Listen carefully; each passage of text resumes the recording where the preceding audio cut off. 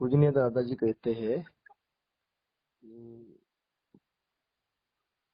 भगवान का काम करना है तो वहाँ व्यवहार नहीं होना चाहिए। भगवान अव्यवहारी है, उसको व्यवहार नहीं आता है। भगवान को व्यवहार नहीं आता है। किसान एक दाना खेती में डालता है, भगवान उसको 200 500 1000 दाने दे देता है। कोई भी अनाज देखो, जब डालता है तो उसके कई गुना दाने उसके वो दे देता है। उसके पास व्यवहार नहीं, वो ये देखता नहीं है कि अरे ये आदमी मेरा बहुत काम करता है, इसको एक दाने के बदले 1000 दाने देता हूँ। और ये आदमी मेरा काम नहीं करता है, इसको एक दाने के बदले 100 दाने देता हूँ। ऐसा व्यवहार भगवान के पास नहीं है। भगवान अव्यवहारी है। वो अच्छे आदमी का भी जीवन चलाता है और बुरे आदमी का भी जीवन चलाता है।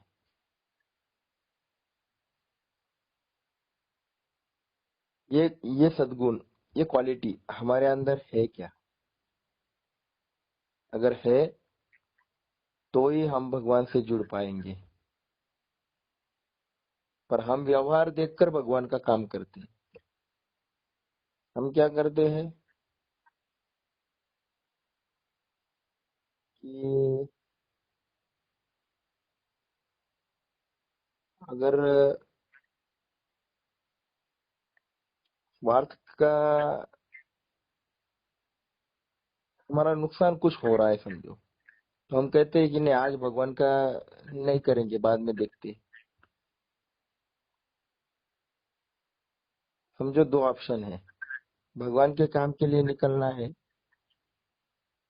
और वही उसी वक्त शॉप पर कस्टमर आ जाएंगे। अब भगवान को अगर हमने टाइम दिया है कि 7 बजे मुझे आपका काम करने के लिए निकलना है, तो भगवान क्या करते हैं, परीक्षा लेते हैं आपकी। 7 बजने से 5 मिनट 10 मिनट पहले कस्टमर भेज देते हैं, भीड़ भेज देते हैं कस्टमर की। और हम क्या करते हैं उसमें अटक जाते हैं। और 7 बजने के बाद 7:30 भी बज जाते तो हमारे कस्टमर ही चालू रहते। बस हो गए हम फेल। हम व्यवहार देखते कि अरे धंधा करना है, कस्टमर आ गए हैं, पूरे दिन भर कोई नहीं था और देखो अब गर्दी हो गई। अब जाने दो ना, आज के दिन भगवान का काम नहीं किया तो क्या बिगड़ता है।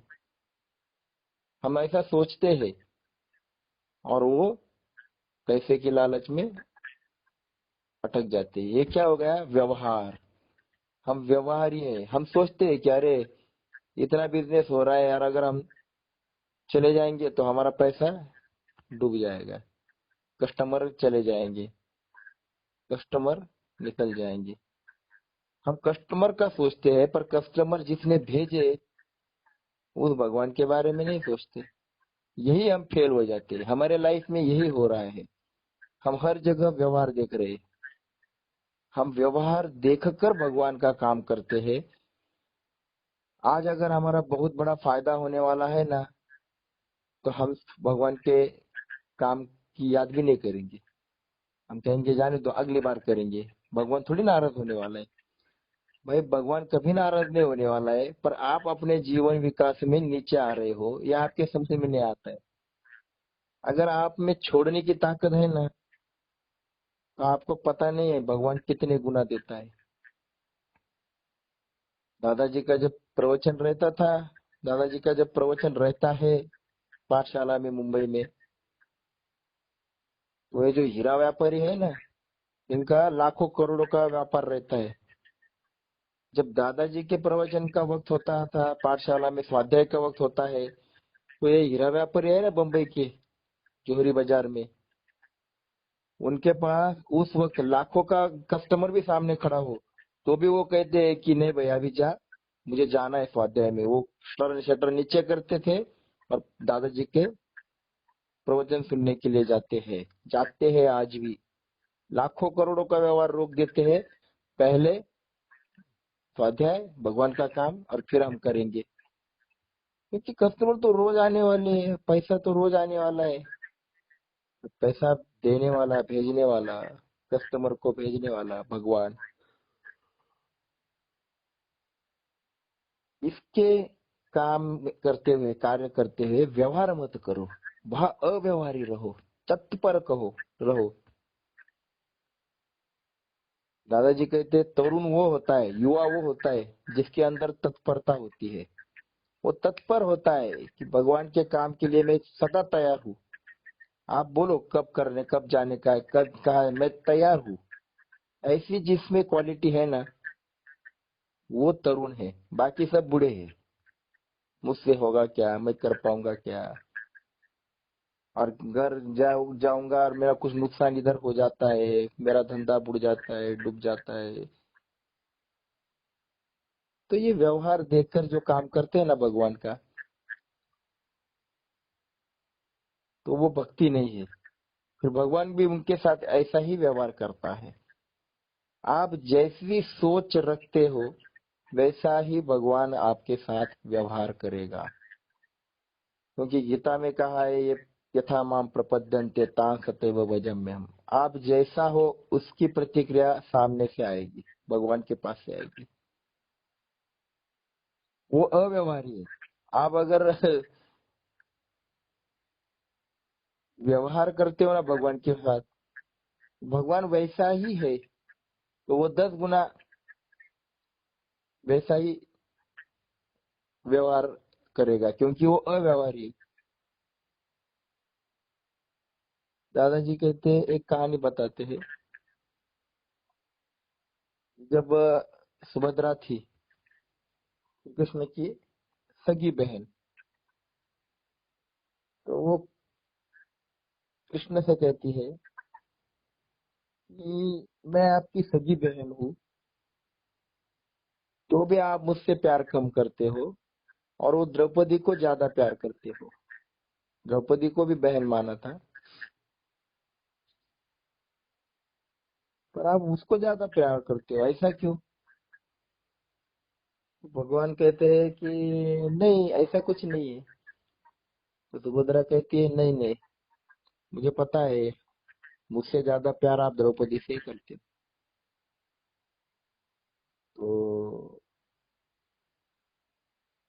भगवान उस दिन कुछ जवाब नहीं देते। 2-3 दिन के बाद फिर सुभद्रा के पास आते हैं और उसको कहते हैं कि बातों बातों में कहते हैं कि वो फल लाओ इधर, मुझे खाने हैं। घर में वो जो फल थे, फल खाने के बोले। तो वो फल लेके आती है, वो कहता है चाकू लेके आ। चाकू लेके आती है। तो भगवान कृष्ण क्या करते हैं, फल काटते हैं खाने के लिए, और काटते समय उनकी उंगली को चाकू लग जाता है। वो उंगली को चाकू लगने के बाद उंगली में से खून निकलना लग चालू हो जाता है। तो भगवान के हाथ से खून निकलता है, तो भगवान उसको कहते हैं सुभद्रा को कि अरे मुझे उंगली को चाकू लग गया, खून निकल रहा है, तो जल्दी से पट्टी ला, पट्टी लगाने के लिए। तो सुभद्रा जो होती है, वो बहुत अमीर घर में रहती है ना, बहुत अमीर होती है, तो वो तुरंत पट्टी ढूंढने के लिए जाती है। दादाजी कहते हैं कि मुझे बड़ा ताज्जुब होता है कि जिस महाभारत के युद्ध में लाखों सैन्य सामने थे, और इतने महाभयंकर शस्त्रास्त्र थे, अस्त्र थे, ये सब कुछ होने के बावजूद, एक दूसरे के ऊपर इतने शस्त्रों का मारा होने के बावजूद भगवान कृष्ण को खरोच तक नहीं आई। इतने सारे शस्त्रास्त्र होते हुए भगवान कृष्ण को कुछ भी नहीं हुआ, खरोच भी नहीं आई, और यहाँ घर में चाकू कैसे लग गया? तो ये सब हमें सिखाने के लिए है, भगवान कृष्ण हमें सिखा रहे हैं। तो वो जो है वो ढूंढने जाती है पट्टी को। दादाजी कहते हैं अमीरों के घर में सब कुछ मिलेगा, पर ये जो पट्टी रहती है ना ऐसी, वो जल्दी नहीं मिलेगी। तो वो ढूंढने जाती है कि पट्टी लगानी है उंगली को। तो उसी वक्त द्रौपदी आ जाती है, सुभद्रा के यहाँ द्रौपदी आती है। द्रौपदी आती है और वो कृष्ण से बात करने, वो देखती है कृष्ण को बात करने से पहले उसको दिख जाता है कि कृष्ण की उंगली को काट कट गया है और खून निकल रहा है। और कुछ बात करने से पहले ही द्रौपदी क्या करती है,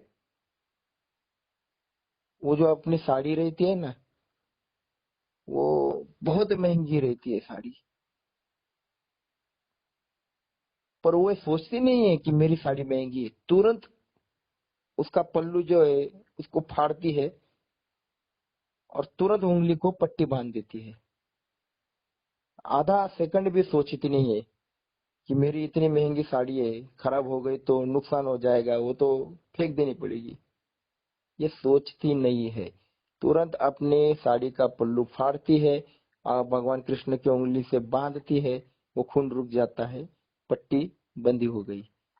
और तभी सुभद्रा दौड़ते दौड़ते पट्टी लेके आती है और देखती है कि अरे ये क्या, कृष्ण के हाथ को तो पट्टी लग गई। तब कृष्ण हंसते हैं, स्मित हास्य करते हैं और सुभद्रा की ओर देखते हैं। कुछ बोलने की जरूरत ही नहीं पड़ती, सुभद्रा समझ जाती है कि भगवान कृष्ण द्रौपदी से प्यार ज्यादा क्यों करते हैं। अरे तू पट्टी लेने के लिए दौड़ कर घर में जा रही है, ढूंढ रही है, इधर देख उधर देख उधर देख। उतने में द्रौपदी ने अपनी साड़ी को फाड़ कर उसको पट्टी लगा भी दी। सोचा कुछ? इसको अव्यवहारी कहते हैं। ये अव्यवहारी होना, ये क्वालिटी अगर हमारे अंदर है तो हम भगवान से जुड़ गए समझ लो। ऐसा जब आप होंगे तभी आप भगवान का काम कर सकोगे। स्वार्थ देखकर तो पशु भी काम करता है, पशु भी दौड़ के आता है। एक रोटी फेंकेंगे तो पशु को भी समझता है कि मुझे खाना मिल रहा है, और वही लकड़ी हाथ में लोगे, डंडा हाथ में लोगे तो पशु भी समझता है कि ये मुझे मारने वाला है, वो भाग जाता है। इतनी अकल तो पशु को भी है। और हम भी, स्वार्थ होगा तो सब कुछ भूल जाएंगे, भगवान को भी भूलेंगे, सबको भूलेंगे। ये तो पशु की वृत्ति है, ईट ड्रिंक एंड बी मेरी। ये सोच रखने वाले भगवान का काम नहीं कर सकते हैं। इसीलिए निस्वार्थ काम करना है तो व्यवहार को उस वक्त भूल जाना चाहिए। भगवान के कार्य में कभी भी व्यवहार मत लाओ। हम लोग जो गांव गांव में जाते हैं, व्रती में जाते हैं, महीने में एक दिन 24 घंटा, तो जब जाते हैं तो उस गांव में हम भगवान का विचार देते हैं, तो वहां व्यवहार नहीं करते हैं, कोई भी व्यवहार नहीं। उस दिन हमें सोचते नहीं है कि ये दिन में अगर हमारा बिजनेस ज्यादा हुआ होता, जितने पैसे हमें आ जाते, हम यहाँ आ गए, ये कभी नहीं सोचते। जो गया वो गया, छोड़ दो, वो भगवान देख लेगी। उस गांव में अगर कुछ चीजें सस्ती मिल रही है, समझो बाहर जो है आ, गेहूं, समझो गेहूं की बोरी महंगी है और गांव में हमें बहुत सस्ती मिल रही है, तो लोग क्या कहेंगे कि अरे इस गांव में आप आ रहे हो ना, आपका 2 पैसा भी बच जाएगा, उसको भी 2 पैसा मिलेगा, और आपको भी सस्ता मिल जाएगा, तो क्या हरकत है लेने में? हम कहाँ फुकट में ले रहे हैं क्या? फिर भी नहीं लेने का। भले बाहर महंगा पड़ता है तो महंगा लेंगे, पर गांव में व्यवहार नहीं करेंगे। इसका कारण ये है कि हमारी नजर जो है ना, वो स्वार्थ ढूंढेगी कि यहाँ अगर गेहूं सस्ता है ना तो फल भी सस्ते होंगे, चलो फल कहाँ मिलते हैं वो देखते। तो ये करते करते हम आए थे निस्वार्थ भावना के लिए, और मन में स्वार्थ बैठ जाएगा और हम काम नहीं कर पाएंगे। इसलिए ऐसा एक जगह तो रखो जहाँ दादाजी कहती कि जहाँ आपने स्वार्थ नहीं रखा है। अरे कहीं तो ऐसी जगह रखो जहाँ हम स्वार्थ नहीं रहे। अभी हम जो बात करते हैं ना, इतने दो एक डेढ़ महीना से, 2 महीने से हम कोई स्वार्थ रख रहे हैं? 2 महीना होने को आया, हम हमारी बातों में कहीं भी आपको स्वार्थ आ रहा है कि नहीं नहीं, इनको कुछ तो फायदा होगा, इनको कुछ तो मिलेगा, ना आपको ना मुझे। हम निस्वार्थ भावना से बातें कर रहे हैं। यही बातें दूसरों को जाकर समझाना, यही भगवान का काम है। उसको भगवान की तरफ मोड़ देना, उसकी विचारधारा भगवान की तरफ लेके जाना, और उसको काम में गति पकड़ने के लिए प्रेरित करना। ना उसका स्वार्थ ना आपका स्वार्थ, हम भगवान से जुड़ गए हैं। हाँ, ये जो स्वार्थ होता है ना, ये दैवी स्वार्थ होता है। इसमें नुकसान किसी का नहीं है, पर फायदा सभी का है, क्योंकि सभी लोग अच्छा जीवन जीने वाले हैं, भगवान से जुड़ रहे हैं। ऐसा अव्यवहारी अगर आपका जीवन होगा तो आपका जो भी योगक्षेम है वो भगवान चलाएगा। नहीं तो आप अपने प्रॉब्लम को सॉल्व करते बैठो, वो कभी नहीं सॉल्व होंगे, क्योंकि प्रॉब्लम को दूर करने वाला भगवान होता है। जो तराजू होता है ना किराना दुकानदार के पास, जिसमें एक जगह वेट रहता है और दूसरी जगह वो अनाज को डालता है, वेट करता है, वजन करता है। तो तराजू में एक एक एक तराजू में प्रॉब्लम है और एक तराजू में भगवान है। जब आपके जीवन में प्रॉब्लम आते हैं तब आप क्या करते हो? आप कहते हो ये प्रॉब्लम खत्म हुआ ना कि फिर मैं भगवान का काम करूंगा। तो एक प्रॉब्लम खत्म होता है तो दूसरा खड़ा होता है वो खत्म नहीं हुआ, तीसरा खड़ा होता है। प्रॉब्लम कभी खत्म होते हैं? जिंदगी में प्रॉब्लम कभी दूर नहीं होते हैं। और ये प्रॉब्लम सॉल्व करते करते करते करते हमारी उम्र खत्म होने को आती है, और बाद में फिर भगवान का काम में हम सोचने लगते हैं, तब हम कर नहीं पाते हैं। इसलिए दादाजी कहते हैं कि भगवान, दूसरे तराजू में जो भगवान है ना उसको पकड़ो। प्रॉब्लम तो धीरे धीरे अपने आप खत्म हो जाएगी, उसको सॉल्व करना भगवान के हाथ में है। आप भगवान को ही पकड़ो ना। पर हम भगवान को पकड़ते ही नहीं है। एक आदमी के पास बहुत सारे ऊंट होते हैं, तो रात होती है, तो वो कहता है ये ऊंट सब नीचे बैठकर सो गए, नीचे बैठे कि मैं सो जाऊंगा। तो वो 2-4 ऊंट को ऐसा बिठाता है, और तीसरा ऊंट बैठता है, तब फिर पहला ऊंट उठ जाता है। ऐसे ऐसे बहुत सारे ऊंट होते हैं। तो वो 10-12 ऊंट को बिठाता है, और आगे क्या ऊंट को बिठाने लगा कि इधर से फिर पहले 2-3 ऊंट उड़ जाते थे। ऊंट होते ना, उड़ जाते। तो पूरी रात बीत जाती है, उसको सोने को मिलता ही नहीं, क्योंकि 2-4 ऊंट बैठ गए कि तीसरा उड़ जाता था। ऐसे हमारी प्रॉब्लम है, 2-4 खत्म हुए कि तीसरा प्रॉब्लम तीन निकल आता है। फिर उसको सॉल्व करते हैं तो ये दूसरा प्रॉब्लम खड़ा हो जाता है। कभी भी प्रॉब्लम खत्म नहीं होने वाले। इसलिए भगवान का काम के बारे में अभी से सोचो। प्रॉब्लम हो ना हो, सबके जीवन में सुख है तो दुख भी है, तो दुख भी है ना, तो इसको भुगतना ही है। पर ये करते समय भगवान को मत भूलो। इसलिए जीवन में अभी से भगवान के कार्य में जुड़ जाओ, भगवान के बारे में सोचो, और व्यवहार मत करो। अगर मैंने वक्त दिया है ना भगवान के कार्य में, तो उस वक्त को भगवान का ही कार्य करो। उस वक्त स्वार्थ के बारे में मत सोचो, मेरा कितना नुकसान होगा ये भगवान देख लेगा। क्योंकि दादाजी कहते हैं कि भगवान का कार्य करते हुए आपका अगर कुछ नुकसान भी हो जाता है तो भगवान कभी नहीं वो नुकसान को, मतलब वो कई गुना आपका फायदा कर देता है। पर ये श्रद्धा आपकी उसके साथ चाहिए कि मेरा कितना भी नुकसान हुआ ना तो भगवान वो भर कर देगा, ये श्रद्धा मेरे पास चाहिए। भगवान के दिल में, भगवान के आंख में पानी आ जाता है कि अरे मेरा लड़का मेरे लिए इतना कर रहा है, इतना छोड़ रहा है, तो भगवान को बहुत अच्छा लगता है और भगवान कई गुना दे देता है। इसलिए ध्यान में रखो कि भगवान का काम करते हुए नुकसान और फायदा कभी नहीं देखना। आप व्यापार करो पर व्यापारी वृत्ति मत रखो, वृत्ति बदलो, तब देखो जीवन में कितनी खुशियां आती है, कितना सुख आता है। जो अर्जुन था ना, उसके सांस से भी भगवान कृष्ण का नाम आता था।